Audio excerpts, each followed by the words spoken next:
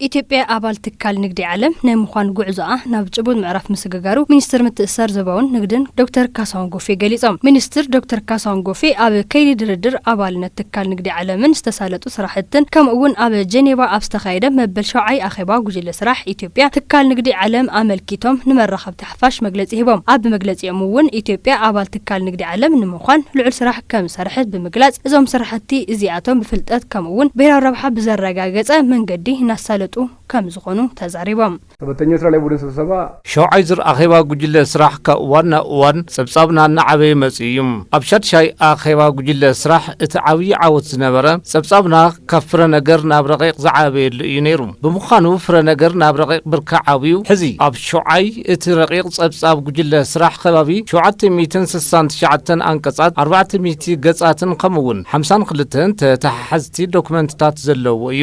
419 ማዕቀፋት ሕጊ ድማ ዘቅረብናሉ እዩ። 32 አንቀጻት ጉብእነት ኣብቲ ጸብጻብ ተኻቲቱ ተገምጊሙ እዩ። 32 የግዴታ አንቀጾች ወይም ኮሚትመንት ላንጉዌጅ ከሪፖርቱ ጋር ተካቶ የተገመገመበት ነው። እቶም ሚኒስትር ንአባልነት ትካል ንግዲ ዓለም ኣብ ስዊዘርላንድ ጄኔቫ ዝተገበረ 7ይ ዙር ኣኼባ ጉጅለ ስራሕ ብዝምልከት ኣብ ዝሃቦ መግለጺ ኢትዮጵያ አባል ትካል ንግዲ ዓለም ንምዃን ዕውት ዘተ አካይዳ ኢሎም። የበለጠ መተማመን የተፈጠረበት የኢትዮጵያ የድርድር ሂደት ምትእማን ዝተፈጠረሉ ከይዲ ድርድር ኢትዮጵያ ከባቢ ሓደ መዓልትን ፈረቃን ዝወሰደ እዩ ነይሩ።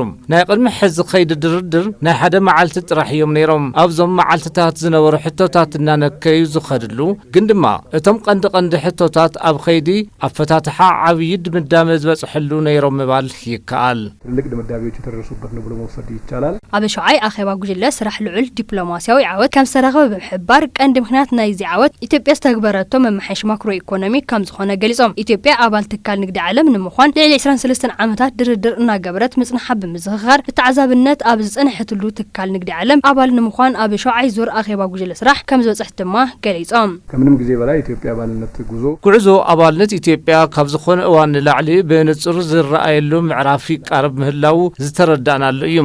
ድርድር አባልነት ኢትዮጵያ ኣብ 7ይ ዙር ኣኼባ ጉጅለ ስራሕ ብብልሓትን ጥበብን ዝተመርሐሉ ልዑል ዲፕሎማሲያዊ ዓወት ዝተረኸበሉን ኣብ ተረፉ ጉዳያት ኣብ ስምምዕ ዝተበጽሐሉ ከይዲ ነይሩ።